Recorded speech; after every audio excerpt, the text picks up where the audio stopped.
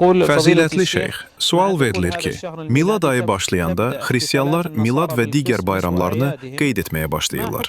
Onların bayramlarında iştirak etmək, hədiyyə vermək və ya onları təbrik etməyin hökmü necədir? Bunların heç birinə icazə verilmir. Onlarla birlikdə olmaq və bayramlarına qatılmaq qadağandır. Allah Teala buyurur, onlar yalandan şahidlik etməz. Yəni, kafirlərin bayramlarında iştirak etmirlər. Çünki orada iştirak etmək, onları təsdiqləmək və yanlışlıqları ilə razılaşmaqdır. Bu, icazə verilən bir şey deyil. Həmçinin onlara təbrik göndərmək də qadağandır. Bunların hamısına icazə verilmir. Çünki bunlar yeni yaranmış bayramlardır. Hətta xristian dinində belə bu bayramlar varid olmayıb. Onlar sadəcə yenilik olaraq icad olunub.